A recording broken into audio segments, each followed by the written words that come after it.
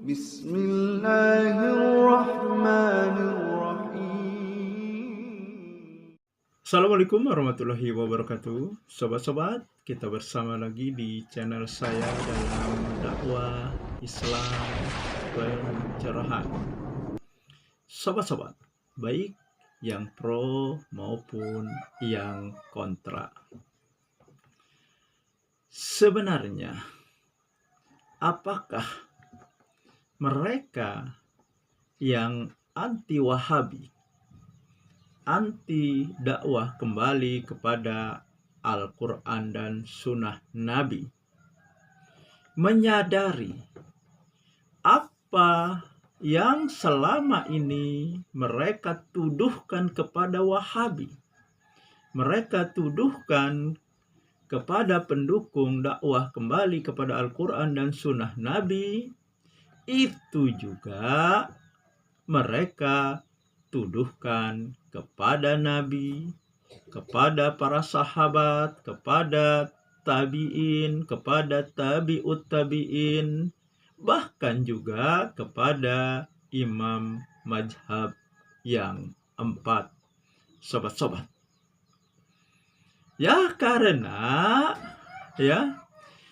ciri-ciri Wahabi itu yang mereka sebutkan itu juga ada pada Nabi, pada para sahabat, pada tabi'in, pada tabi'ut tabi'in, juga pada imam mazhab yang 4. Pertanyaannya, apakah mereka menyadari?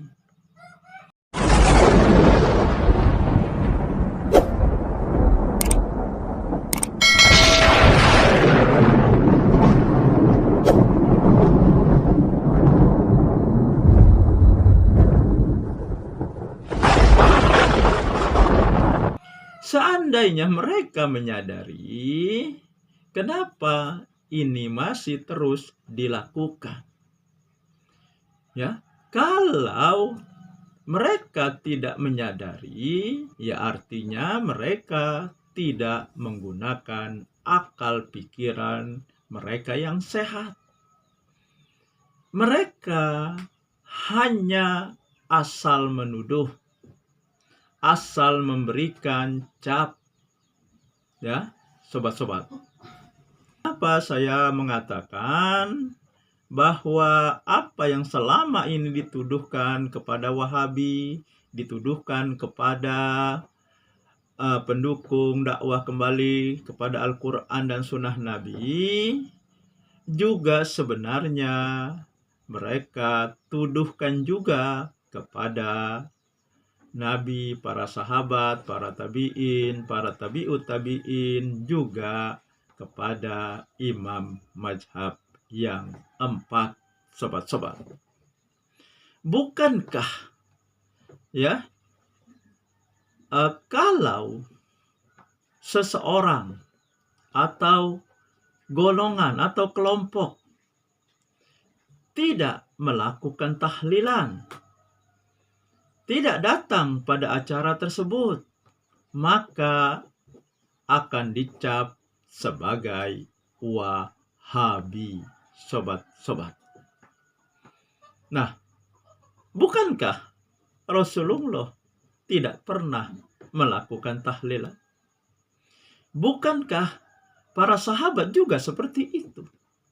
Begitu juga dengan tabi'in, juga dengan tabi'ut tabi'in, bahkan juga imam mazhab yang 4, yang salah satunya mereka klaim sebagai mazhab mereka dalam pengamalan agama ini.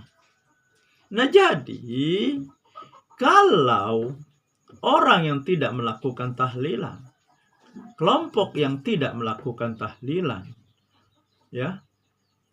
dituduh sebagai Wahabi, artinya para sahabat Nabi, para sahabat, tabi'ut tabi'in, dan imam mazhab yang 4 itu juga Wahabi. Ya, Imam Syafi'i yang mereka klaim sebagai mazhab mereka itu juga Wahabi. Kenapa orang-orang yang tidak melakukan acara selamatan kematian atau tahlilan dikatakan aliran Wahabi? Padahal kalau begitu para sahabat Wahabi, para tabi'in Wahabi, Imam Syafi'i Wahabi, Imam Ahmad Wahabi, Imam Malik Wahabi, Imam Abu Hanifah Wahabi, dan seterusnya. Karena mereka juga tidak tahlilan. Bahkan Imam Syafi'i dengan tegas mengatakan haram tahlilan, dibenci kumpul-kumpul di tempat ahli mayit, hanya kumpul-kumpul saja, tidak upacara tahlilan, tidak upacara makan-makan, tapi hanya kumpul-kumpul. Beliau telah mengharamkannya. Apa kita mau katakan Imam Syafi'i Wahabi? Karena Imam Syafi'i tidak tahlilan. Karena Imam Syafi'i mengatakan kirim bacaan, kirim pahala tidak sampai.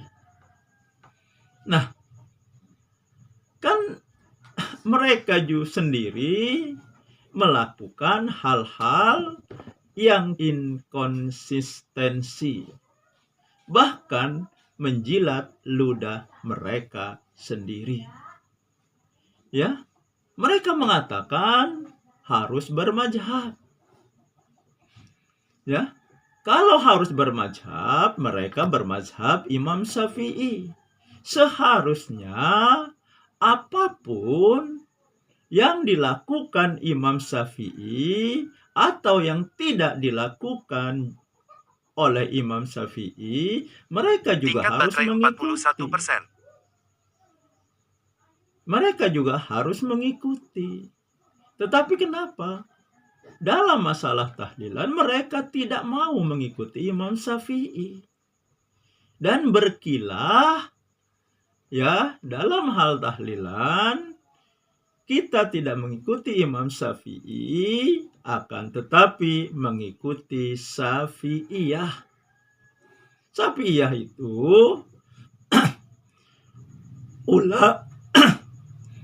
ulama yang bermazhab kepada Imam Syafi'i. Sekali lagi, mengaku bermazhab kepada Imam Syafi'i, tetapi tidak mau ikut Imam Syafi'i yang tidak tahlilan.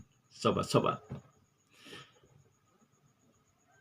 Ya, saya kira itu saja sobat-sobat yang ingin saya sampaikan. Semoga ini menginspirasi dan mencerahkan. Nasrum minallahi wa fatun qarib. Wassalamualaikum warahmatullahi wabarakatuh.